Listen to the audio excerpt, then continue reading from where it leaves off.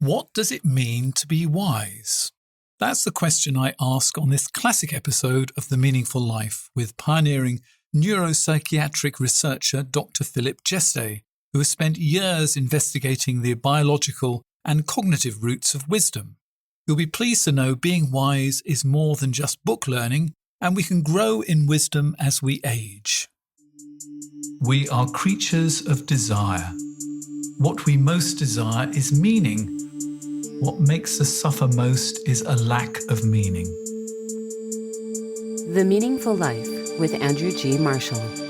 Marital therapist, author, and communications trainer Andrew G. Marshall invites guests from all walks of life to discuss what makes life meaningful. Hello, I'm Andrew G. Marshall. Welcome to The Meaningful Life.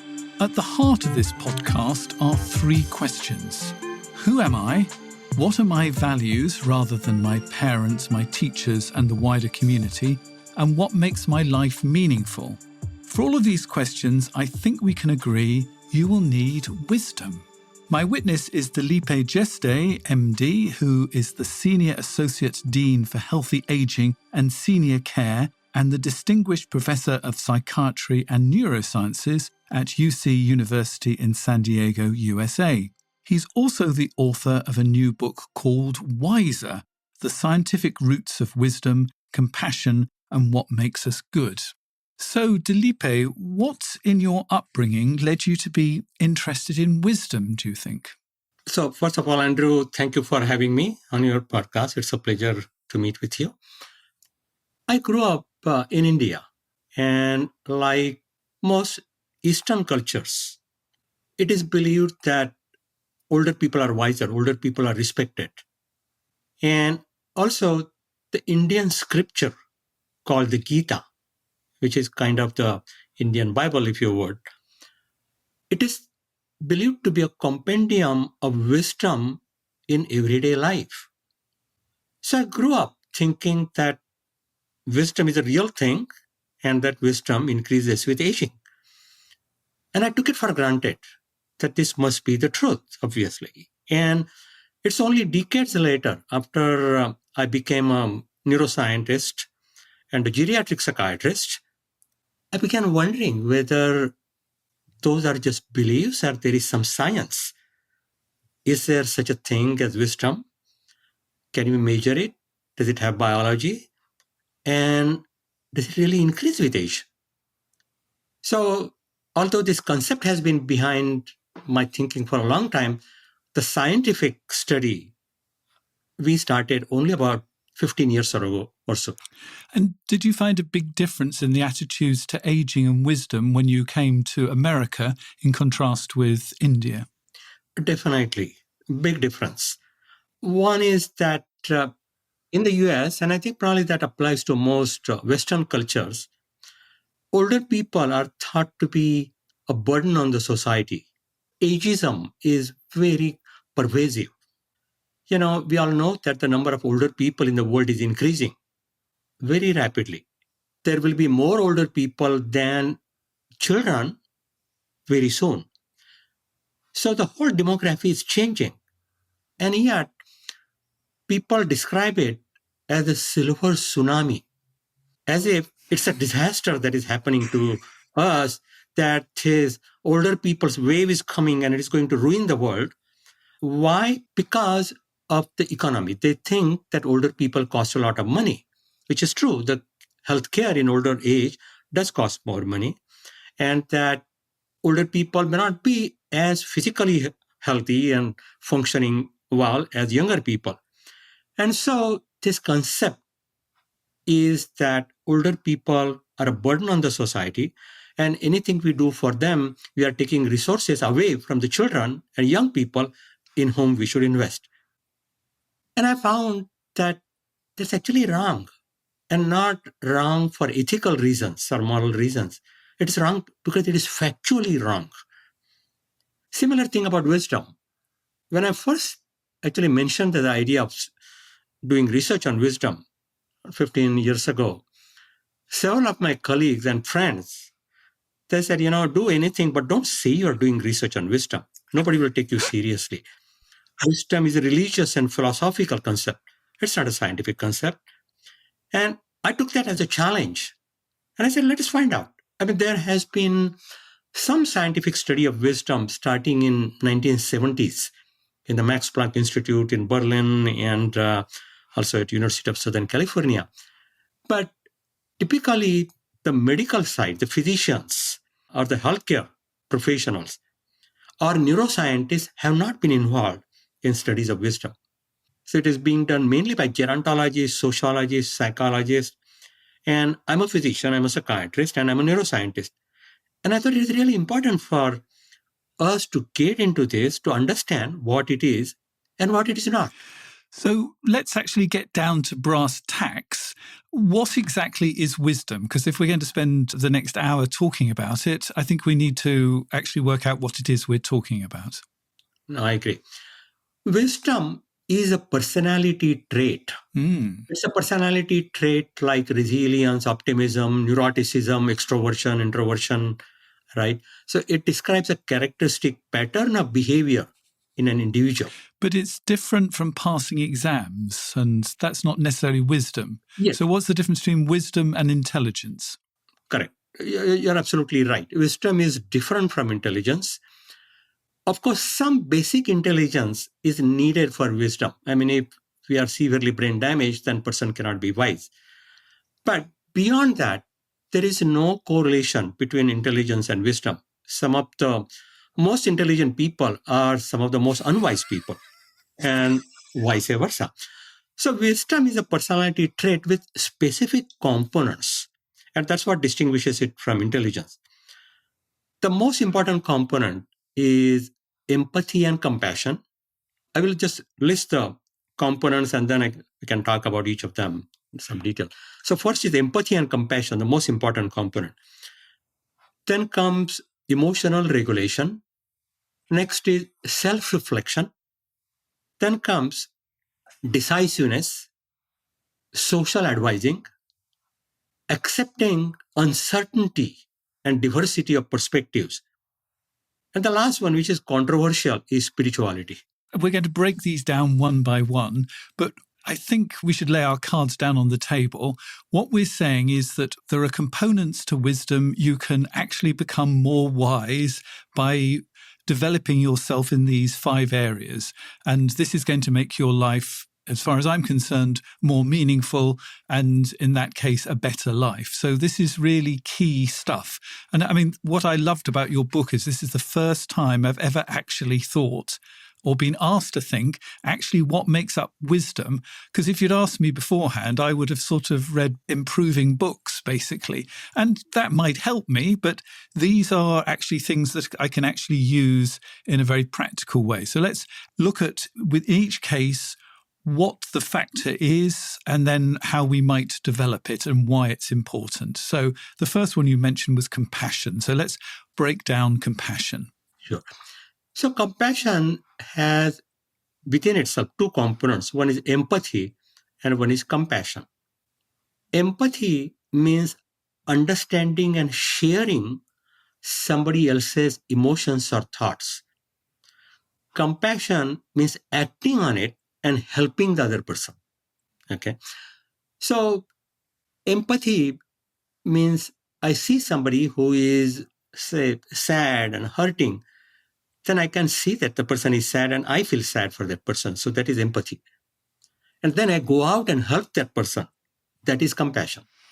And why should that be important for wisdom?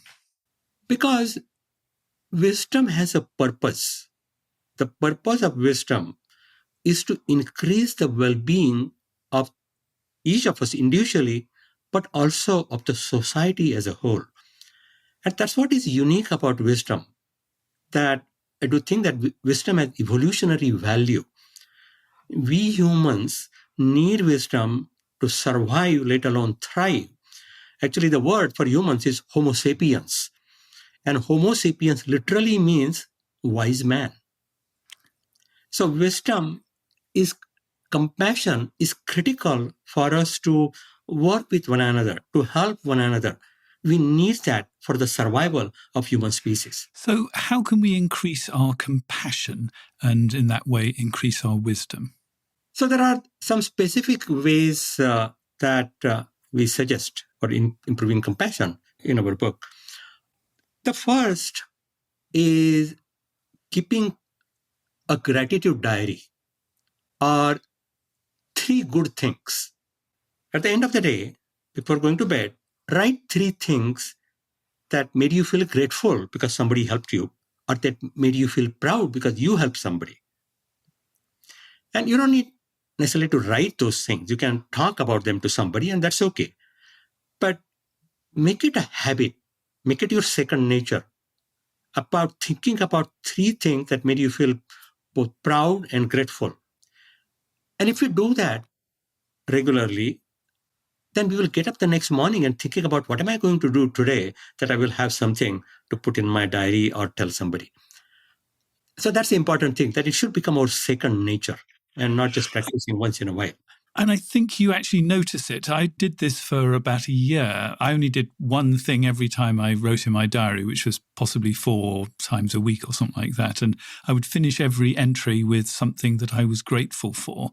I'm afraid to say I stopped after a while, but it did actually make me feel more connected to the world, I think would be the way I would put it. That's exactly right, that it makes us feel connected to the world in a positive sense. And where we feel happy that others are helping us, we feel proud that we are helping others. So it's a positive social connection, which is really essential for human survival and thriving. The second thing is volunteering. Let us spend a few hours a week doing things that are not a part of our job, but that we want to do to help somebody else. For example, you can volunteer in a nursing home, helping people with dementia, or work in a foster care home, or a place where children with autism spectrum disorder are there, or people other disabilities. When we do that, it really obviously helps those people, but it makes us feel very proud of ourselves.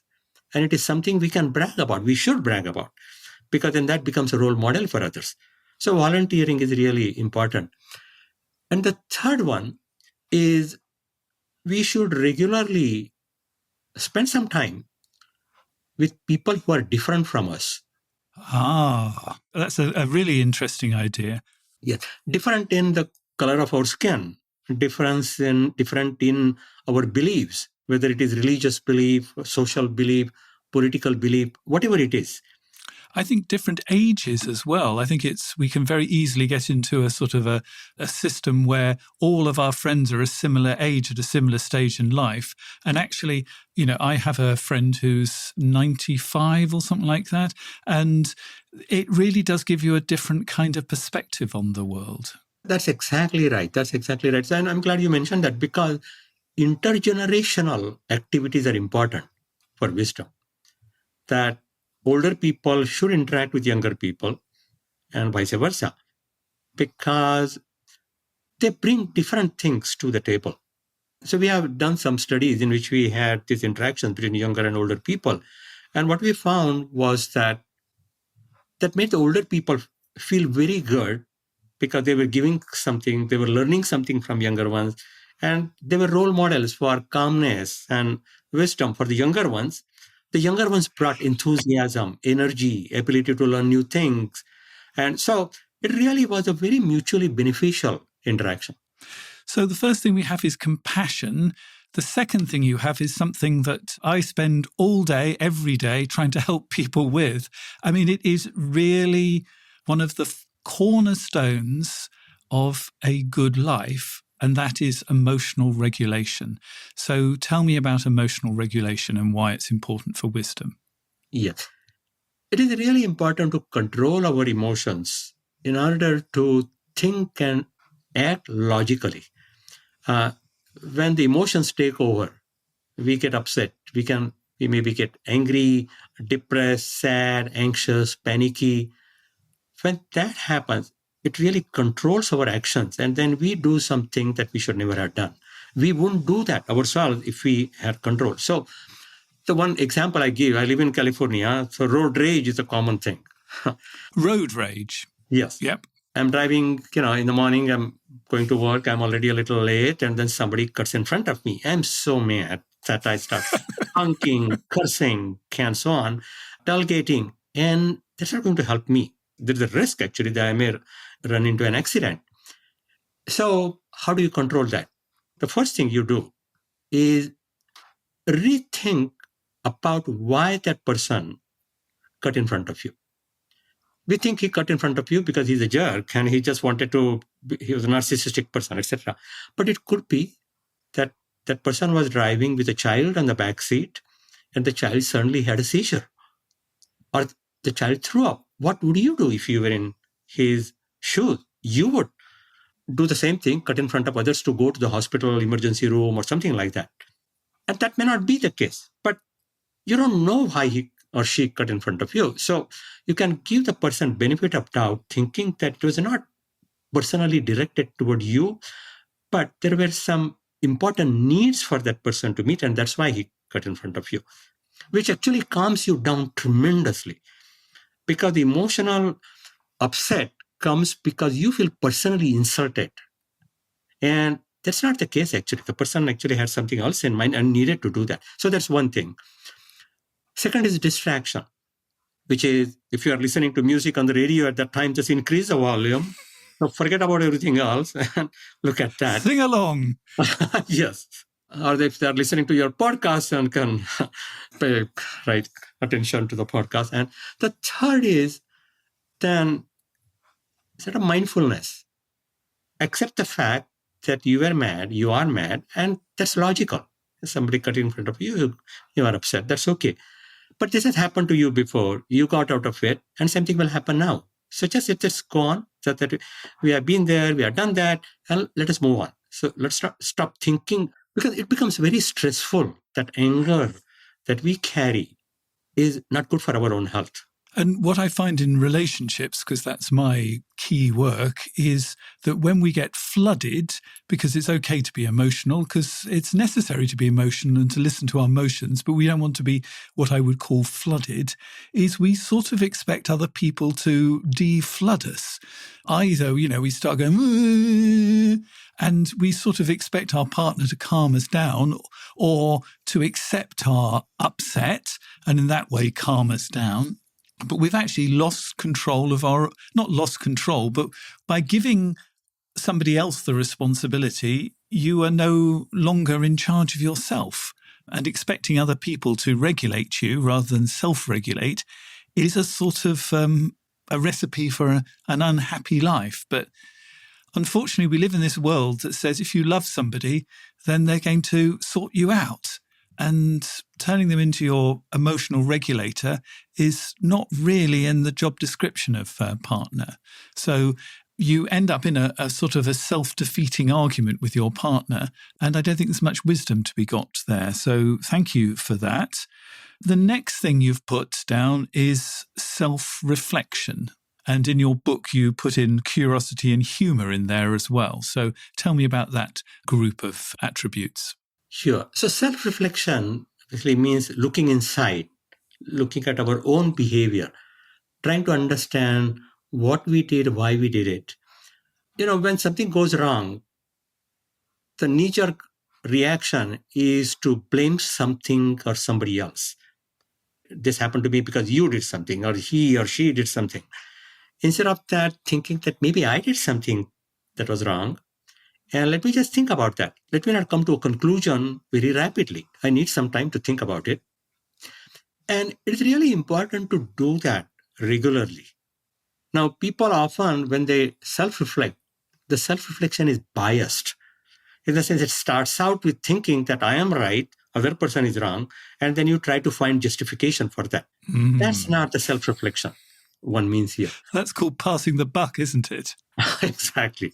That's exactly right, passing the buck.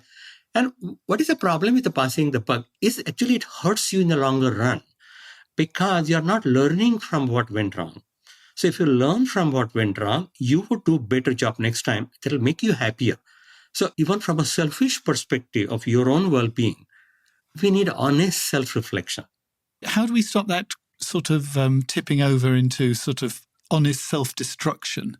Right. So again, it needs to be made a habit. It should be a second nature. So what we should do, we should set aside some time regularly for self-reflection. Most of us set aside time for physical exercise, right? I mean, people go for a walk, they may go to the gym, treadmill, whatever, etc. Right? And most people, I think, these days are health conscious and do something along that line. Why don't we set aside time for wisdom exercise? So what do you do for a wisdom exercise then, Dilip? Self-reflection is the critical part of that. In the sense, think about what happened in the last 2-3 days. So let's say we set aside half an hour 3 times a week. Then in that half hour, you think about what things happened over the last couple of days, things that made you feel very stressed out, and also things that made you feel very happy about yourself. And if you do that regularly, we'll find a certain kind of pattern emerges, that we get upset when somebody criticizes us in front of others, let's say, because it becomes humiliation, not just, right? Or we get upset when we are in a party. We don't know what to do, and we come out of that and we feel that we did a terrible job. Whatever it is, try to find out the common factors that lead to your feeling stressed out.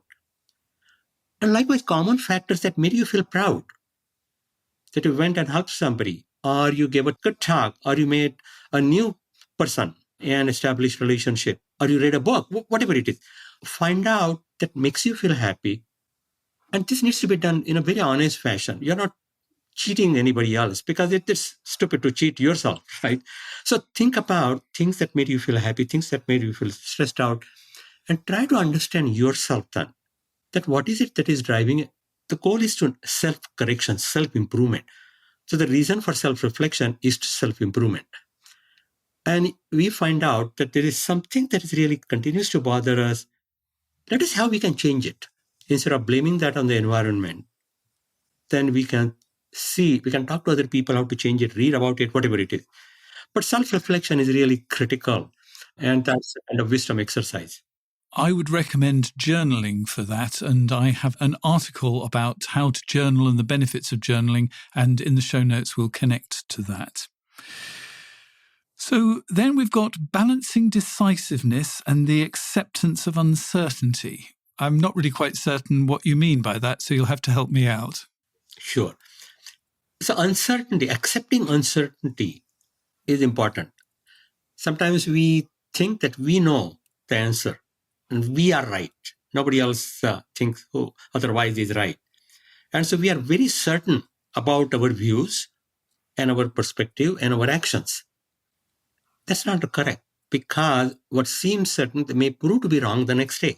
We may be right one day, but could be wrong. That same thing could turn out to be wrong the next day. So accepting uncertainty and also accepting diversity of perspectives. So I have some strong values and I accept them. Nothing wrong with that. But I can understand why somebody else may have different values. I don't have to agree with that person. I think today one big problem is this political polarization, which is terrible. This is true in the US, UK, and actually in most countries in the world today. There is such severe political polarization that we don't just dislike other people, we hate them. And that kind of hatred is really bad for the society, bad for ourselves. It makes us stressed out. And it is unnecessary. Again, we don't have to give up our values, but we need to understand where the other person is coming from. Talk to them. And they need to know, of course, where you are coming from. You understand where they are coming from. And the conversation may end with no change in our beliefs. But at least you accept the fact that there can be other perspectives. And that doesn't mean that one of us is either evil or dumb. No, rational people can have differences of opinion. So that is accepting uncertainty and diversity of perspectives. At the same time, we cannot be ambivalent about anything. We can't say, oh, I can't decide because this may be right, that may be right. We have to be decisive when time calls for it.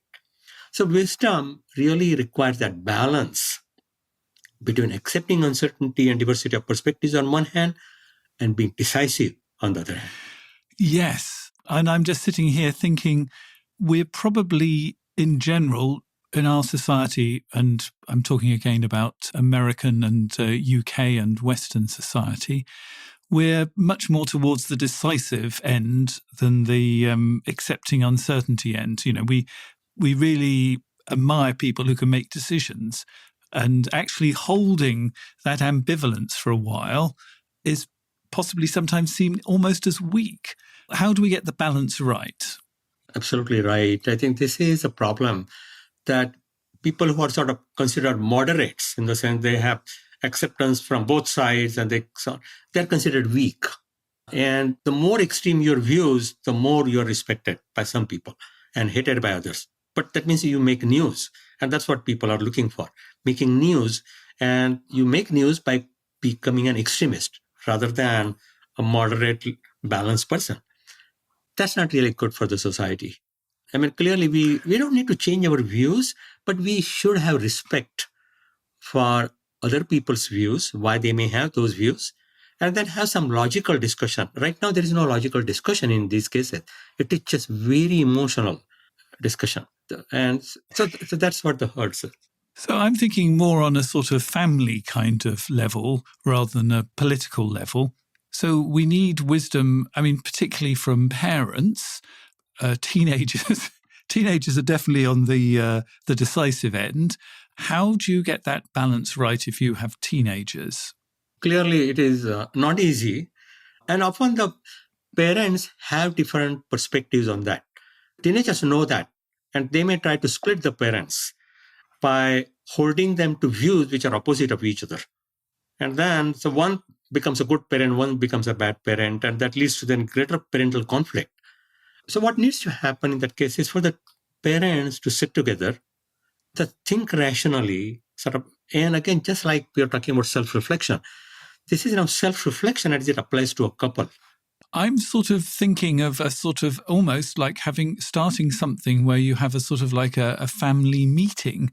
So you can actually say, well, you know, this is a really good point. We'll bring it to a family meeting on Friday night when we can all get together and talk about it. So there's a certain amount of decisiveness there in the sense that we're going to do something about it, but it doesn't have to be done this minute, because most things beyond, you know, should we leave this house because it's burning down? We don't really have to decide straight away. We can wait till Friday or whatever day it is that you're going to have your family meeting. So that might be a good idea. Now we're looking at the components of wisdom, and we can become wiser by trying to improve these elements. When I looked at these, I sort of nodded and went along quite happily, but this was the one where, you know, I'm really interested in spirituality. That's part of this podcast, but I wasn't quite certain how it would fit in with wisdom, because it could quite easily be just parroting other people's views that have been handed down through the generations rather than any particular wisdom. I mean, you are right. In the sense, spirituality, as I said at the beginning, it's a very controversial aspect of wisdom. Some people don't think it is a part of wisdom. Other people strongly think it is. So, first of all, spirituality is different from religiosity. So religiosity means belief in a very specific system of rituals, gods, and so on. And it can be spiritual. So it is different from religiosity, so that we have to understand. And spirituality is defined differently. Actually, I don't like the word spirituality. I wish we could have some other word for that, because I don't know what is spirit. And I think it is that word that really affects this concept. So what I mean by spirituality here is a feeling of connectedness, constant connectedness with something or someone that we don't see, hear, or perceive. Some people call it spirit, some people call it soul, consciousness, or God. So it is really a system of belief that you have that other people don't see. But there is a kind of a trust and optimism that there is a rationale for whatever happens. When something goes wrong, you say, maybe there was some purpose why it went wrong, because it made me feel better or made me do better next time, something along that line. So you always interpret the things in a positive way. So that's what, to me, spirituality means. It is this constant connectedness with something or someone that we don't see, but in which you have considerable faith and belief. Somehow having something that is a sort of a higher power than you actually stops you being a sort of your own little god, so to speak. And if you're your own little god, then you know everything. And knowing everything and wisdom, I think, are probably diametrically opposed. Actually, I would look at it in a different way. Just think that there is something unknown that is there that makes one feel how small you are. That there is this huge world outside there, the huge universe out there. We don't even know what's going on, who that, whatever we believe in is. And that person or thing is responsible for something. So you feel actually more uncertain and less confident and less narcissistic. Again, it depends on how one uses it. So I'm not questioning what you're saying at all. In the sense, I think some people would take it negatively and then use that as their narcissism. But the way I mean it is more along the lines of connectedness with something positive that is always there. So you don't feel lonely. Even when you are alone, you don't feel lonely. I think social anomie is a big problem in today's society because of the moves. Families have become smaller, we move. So if you have something of that kind that is constantly with you, they'll make you feel more secure, safe, and happier. So let's look at the link between aging and wisdom you are making, because in your book you sort of paraphrase Oscar Wilde and says aging and wisdom, one can come without the other, which is very true. And one of my favourite quotes is the fool in King Lear: "Thou hadst not have been old till thou hadst been wise." Very good advice there. So they're not automatically linked, are they? So we have been studying wisdom, and that's in a scientific way. We measure wisdom. We developed a scale called San Diego Wisdom Scale, or just the Thomas Wisdom Index. We have validated it. It's translated into multiple languages. Again, nothing is perfect, but at least there is one reasonable way of measuring wisdom.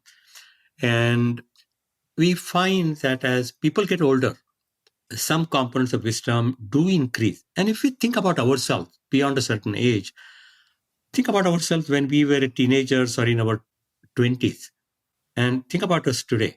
Typically, most of us, not all, but most of us have become somewhat more empathic and compassionate toward others. We have more control over our emotions, unlike teenagers. Teenagers' emotions, fluctuate from hour to hour, minute to minute. We now have more control. We become more self-reflective. We don't always blame others. We think about what I could have done right. We feel less certain about our views. We are more accepting of our views than when we were teenagers or in our 20s. So there are scientific data that support that with aging, wisdom increases. Of course, there are two caveats. One caveat is not everybody becomes wiser with age. No. There are some older people who are very unwise and some young people who are very wise. So it is not one-to-one relationship. And second, the wisdom increases with aging up to a certain point, though. That beyond that point, when the dementia sets in, for example, or there is severe brain degeneration, we have lost some neurons and synapses and so on, the brain has shrunk. Obviously, the wisdom cannot grow anymore.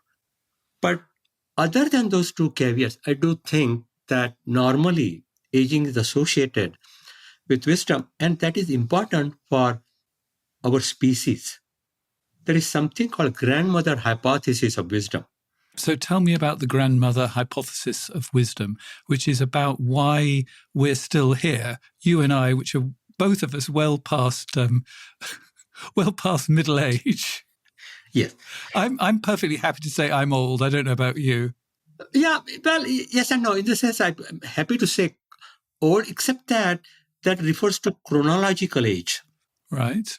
And chronological age doesn't mean too much because there are other ages that actually matter more. So biological age, for example, we don't know how to measure biological age, but biological age is different. Some 90-year-olds are physically healthier than some 30 and 40-year-olds, right? So the biological age is different. Cognitive age is something still different. Some people have better memory in their 80s than some people in their 40s, for example. Also, the most important, though, is the mental age or age of well-being. How happy do you feel? And actually, happiness often increases with age, even when the physical health is declining. So to answer your question, I would say that I'm old.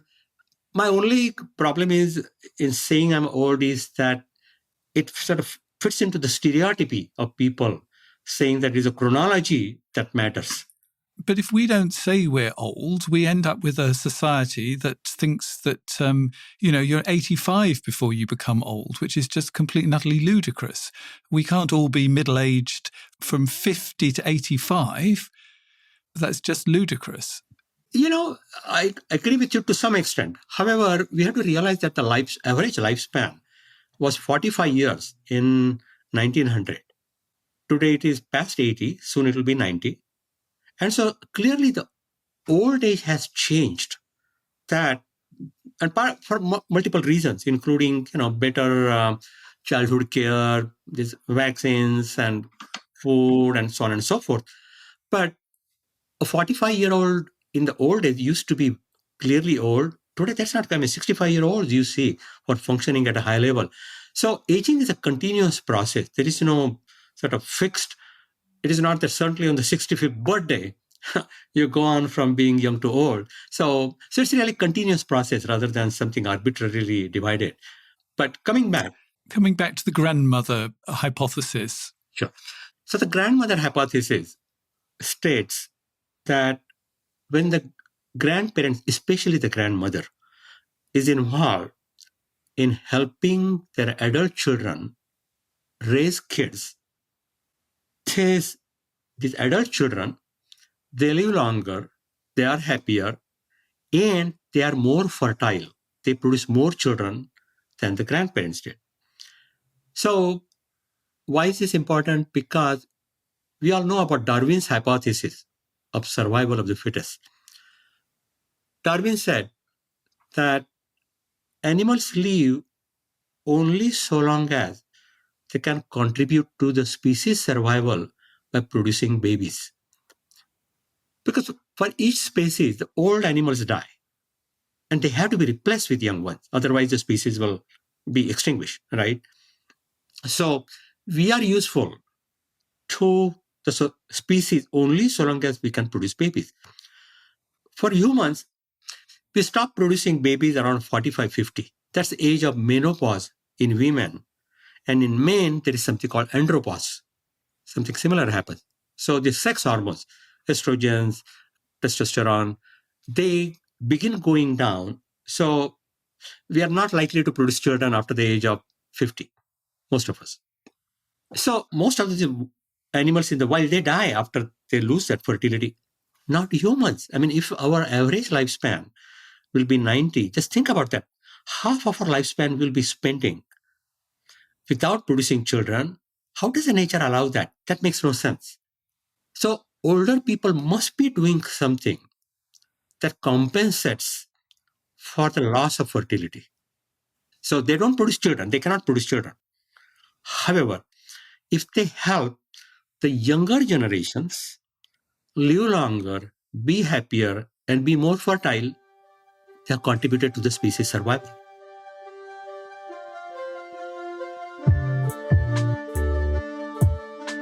The Meaningful Life with Andrew G. Marshall. Please follow us on Twitter, like us on Facebook, and visit our website, andrewgmarshall.com/podcast, where you can join our supporters club and unlock bonus material and other benefits.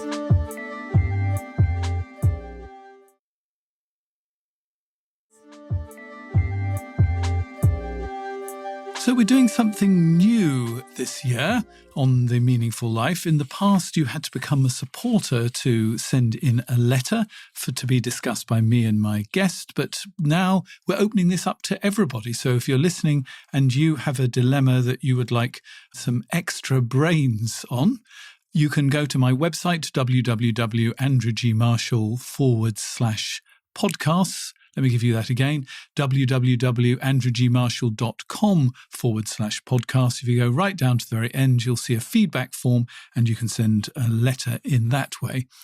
And the letter we have today, I have to confess, is a letter from me. So I'm going to take advantage of my own podcast to get some wisdom from Dilip on this one. My father died 10 days ago, and I've been hit much harder than I expected. He was 91 in poor health, and I've been preparing myself for this moment since my mother died 5 years ago. The best description I can come up with for how I feel is something is pressing in on me that I cannot name. When I try and break it down, I think there are several components. I don't live in my homeland anymore, and my father's death breaks one of the strongest links. It has changed the geography of my family, and I've lost a refuge. However bad things got, I knew I could always go home. It also brings back my old losses too. I have a loving husband, a great support network, an analyst. I'm a member of various therapeutical groups, and I have loving friends. But I suppose my question comes down to this. How can I carry what cannot be fixed? So, what were your thoughts about this letter, Dilip? First of all, I should say it is so beautifully written. Thank you. When I first read it, I was really touched and moved by it. It was very honest, thoughtful, emotional without being too emotionally driven. I mean, it was very rational and yet very compassionate in a way towards self and toward others. Also, I appreciated the fact that there are a lot of self-reflection that went in this letter that otherwise most other people would have said, oh, it is the loss of my father. But you said that you also realized that you're losing connection to your homeland. And the other losses came to the mind. And there's no place for a refuge as you thought you had. So I really think it's really beautifully written and conceptualized and real honest to the heart. And so I really appreciate that. Thank you. As I was thinking about wisdom, I think there are several components of wisdom that apply here. The first is, of course, self-reflection, and which is great. I mean, here, there is clearly a lot of self-reflection about several losses. One thing is that there is a feeling of being an orphan that comes when you lose your second parent. And it happened to me also. My mother died some years ago, and then my father died a few years earlier. And I was in the US. Both of them were in India. And it really felt so sad that until now, I mean, I could always talk about my parents. They're there. And now I don't have parents. I mean, the feeling is very hard to accept. You feel lost, and something you take for granted to your parents. And again, the longer we live with the parents, the harder it becomes. I mean, some unfortunate kids may lose their parents at a young age, but here, after so many decades. So that produces loneliness that is not correctable with other relationships. And it's not necessarily that physically we are in contact with our parents, but just at the back of the mind, it's always there. We take it for granted. How can they die? How can they leave us alone? So I think it is that thing.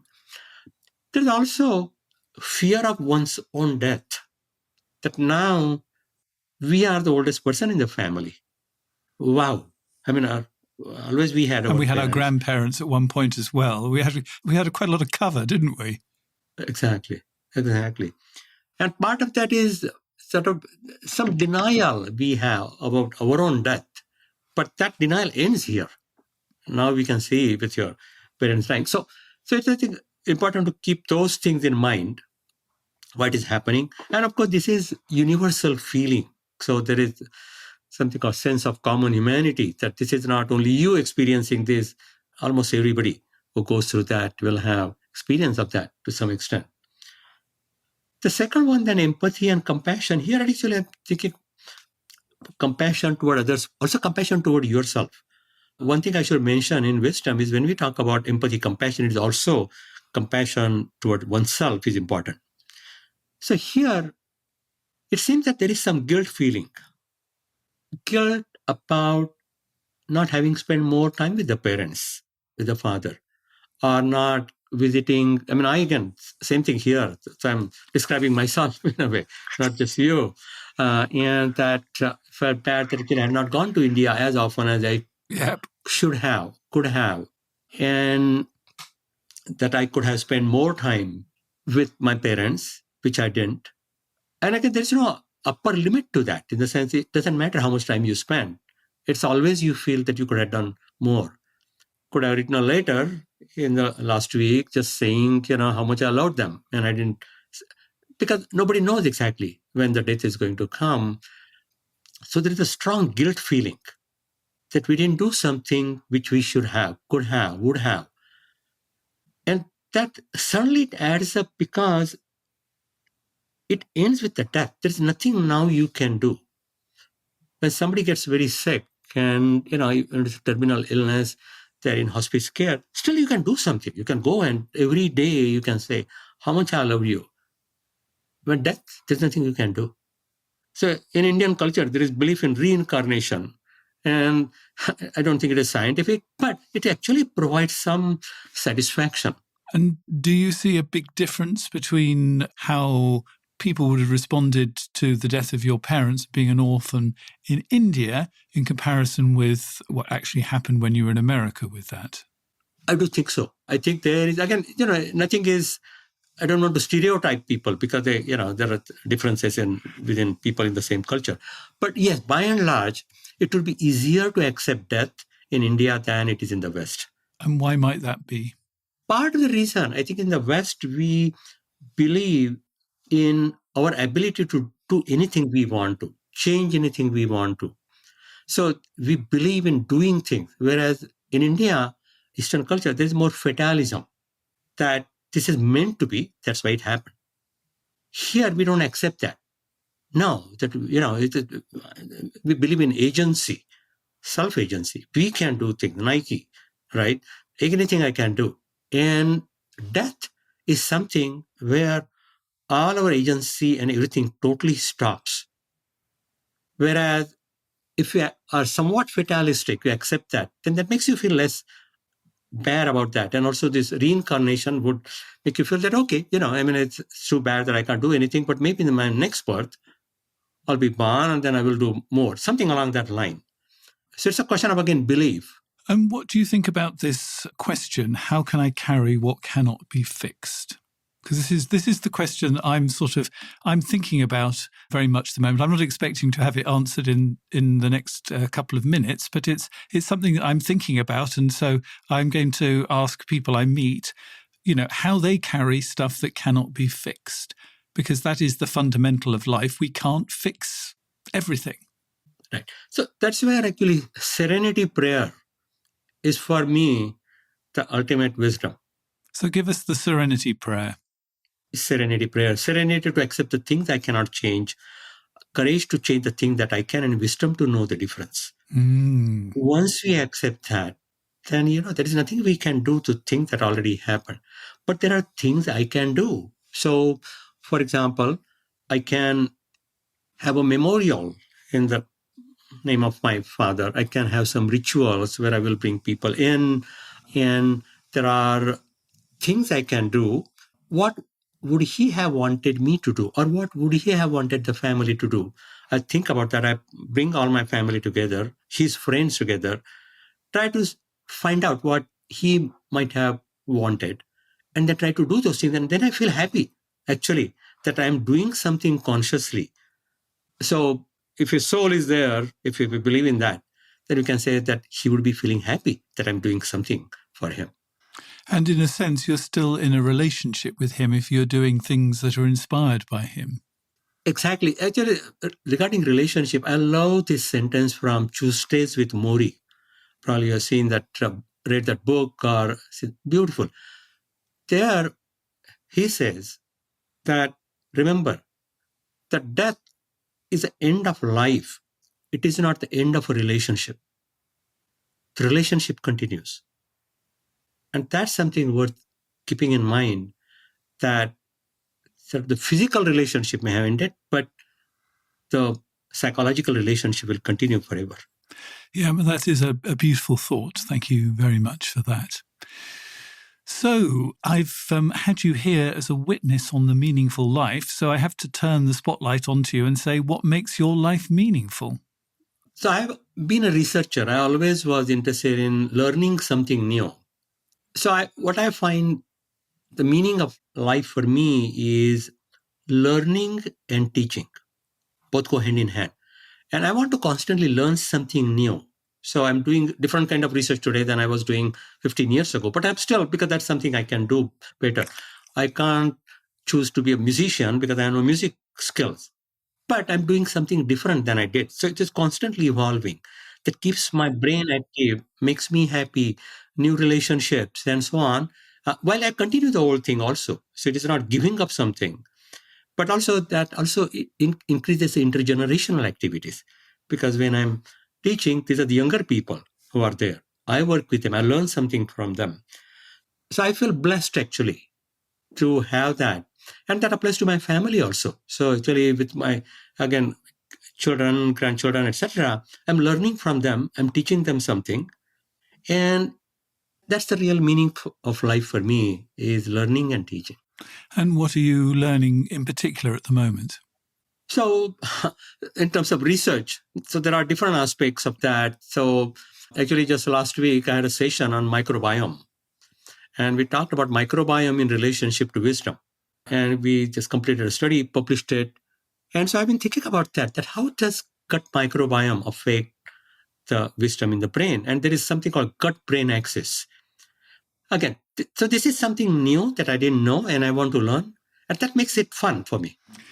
Well, this is not where the conversation ends, because if you want to find out the 3 things that Dilip knows is true, and bearing in mind that he's saying the older you get, the less you actually know, it's going to be fascinating to see if we've managed to pin him down on something.